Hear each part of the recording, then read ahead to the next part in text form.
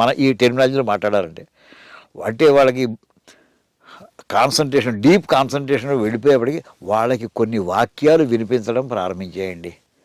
ఎవరు పక్క నుంచి మాట్లాడుతుంటే వినిపిస్తున్నాయి వాళ్ళకి ఖచ్చితంగా. ఏమండి అప్పుడు బయట వాళ్ళకి స్పృహలో లేరు, శరీర స్పృహలో లేరు వాళ్ళు, కానీ మాటలు స్పష్టంగా వినిపిస్తున్నాయి, అక్షరాలు వినిపిస్తున్నాయి. వాళ్ళ కొంతసేపు మెలకు వచ్చిందండి, సమాధిలోంచి బయటకు వచ్చి ఇందాక విన్న వాక్యాలు జ్ఞాపకం ఉన్నాయండి.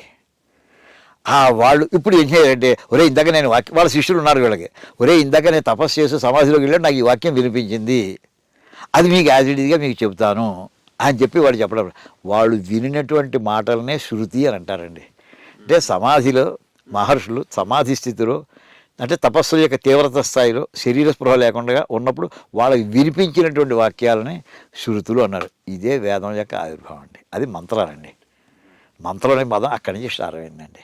అది ఒక మొట్టమొదటి మహర్షి విన్నాడు, ఆయన ద్రష్ట అంటాం, ఆయన చూశాడనండి వినాడనండి ఏదని చెప్పండి. ఆయన వెంటనే మెలకు వచ్చాక తన శిష్యుడికి ప్రధాన శిష్యుడికి చెప్పాడు.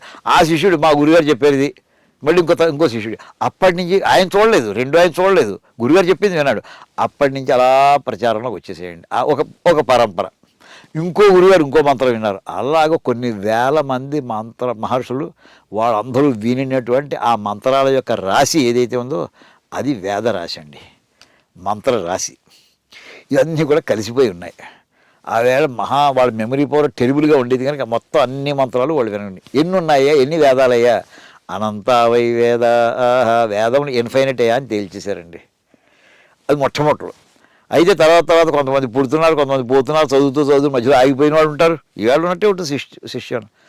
అలా ఉండగా మనకి మహాభారత కాలం నాటికి వచ్చేప్పటికి ఏమండి ఇది ఈ కలిసిపోయినట్టు మొత్తం 7 కోట్ల మంత్రాలు ఉన్నాయని సప్తకోటి మంత్రాత్మిక అయిన అక్కడ ఇంకో వాక్యం పడి ఇన్ఫైనట్ మంత్రాల నుంచి ఒక ఫైనట్ క్వాంటిటీలోకి స్టార్ట్ అయిందండి.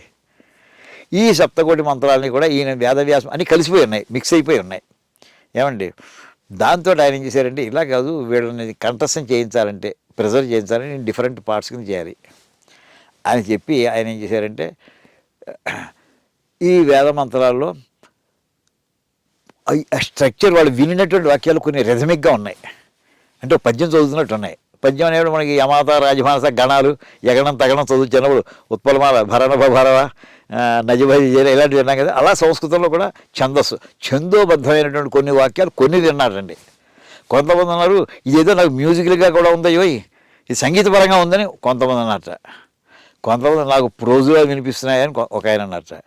ఇందులో ఈ లోకానికి సంబంధించిన విషయాలు కూడా ఏమండి ఒంటో బాగుండకపోతే నాకు వైద్యం ఎలా చేసుకోవాలి ఆ వాక్యాలు కనిపిస్తున్నాయి ఇంకొక ఆయన అన్నట్ట. ఇలాగ డిఫరెంట్ టైప్స్ ఆఫ్ వాటి స్టేట్మెంట్స్ ఉన్నాయండి. దానికి ఆయన ఏం చేశారంటే ఒక్కొక్క ఈ దీన్ని క్రైటీరియా పెట్టుకుని వీటిని విడదీశారండి.